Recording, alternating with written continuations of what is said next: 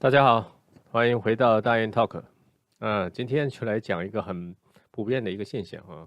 就是你经常在网上可以看到，不管在哪个平台是 YouTube、还是这个抖音或者是什么别的你在任何平台其实都能看到有一帮人，就是嗯，或者叫做键盘侠啦，或者叫什么呢？就是喷子，还有叫什么？我不知道你们那里叫什么，就是很喜欢在别人的视频或者是什么里边发一些这种比较恶意的留言，然后会带有攻击性或人格侮辱的这种东西。而且你有没有发现他们就是发的那些，其实有时候跟视频内容没有太大关系，他就是想发。我你没有发现这个群体好像不分种族、不分语言，其实到处都有。但是呢，确实有些地方会比较多，这一点也确实是这样子。那么我不是要说这个东西哈，我主要是要分析一下说，为什么我经常会讲说这个就是像这种喷子这种键盘侠，就是相对来说智商会比较低呢？这其实这不是在骂人哦，这真的是有依据的。就是人其实人的大脑是分成这个情绪脑跟理性脑，就是当然如果你是动物的话，那另外一回事哈。这人他当然都要分，都这个大脑里面是有分区的。那我们经常在这种就是习惯于用这种方式去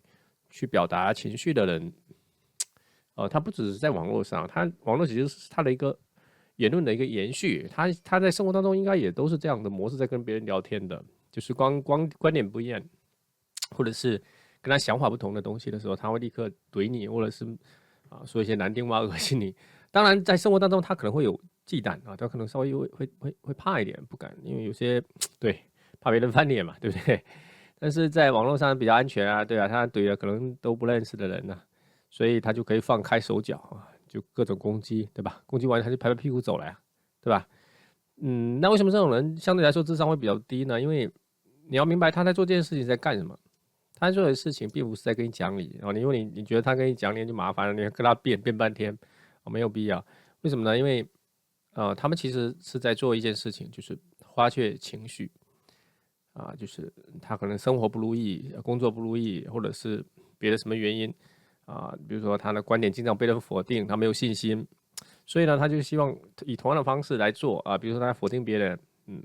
安全的来否定别人、攻击别人，那他在这个过程当中会建立自己的信心这是他的心理需求所以他在这个过程你有没有注意到，他用的就是情绪脑的部分，他没有用到理性脑的部分。那你要知道，人的大脑是这样的，那大脑是就是用进废退就是你常用的部分，它会越来越厉害，不常用的部分就会越来越傻吧，对吧？所以当你习惯性用情绪脑的时候，你的情绪会越来越激烈，然后人会越来越偏激，然后可能稍微一不留神就开始发脾气就是因为你用的多你大脑会习惯用这种方式来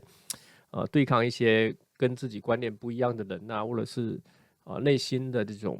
平衡他需要这样子心理才能平衡就是啊，或者我要用一句话就是心眼会比较小，小心眼那种状态你身边呢肯定会有这样的人，他们可能就是在网络上某一个喷子，只是你不认识，在网上没有看到他，不认识他而已但是他一定在你生活当中存在的，是吧？那你如果就是你如果自己有做一些内容输出比如说你做播客做什么之类的，那你肯定也经常会碰到这样的困扰，就是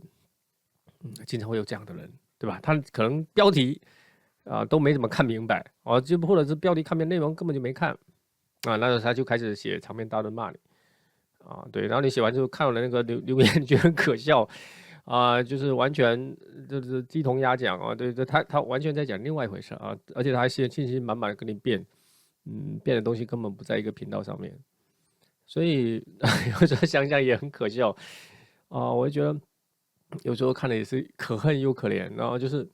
对，所以我们当你有这种比较良好的心态的时候，也就不会有那么大的冲动去跟他辩解。当然，如果他人身攻击，那我觉得你就回击他，不要给他惯的，对吧？就是要回击他啊，不能怂啊。但是就是说不需要纠缠，不要跟他纠缠，没有必要，因为你就是层次高了，或者是你在用理性脑人呢，他的工作是很忙的，生活是很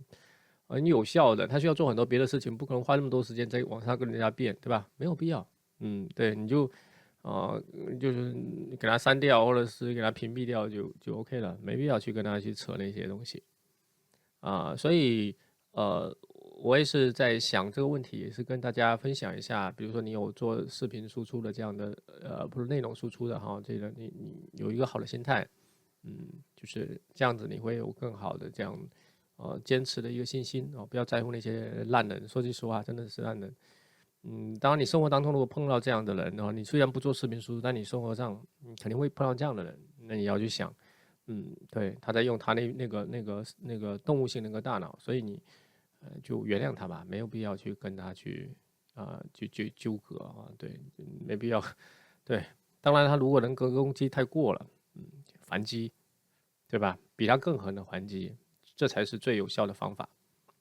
好，今天就聊到这里。如果你还想听到更多相对理性的观点跟态度的话，那欢迎关注我的频道。谢谢。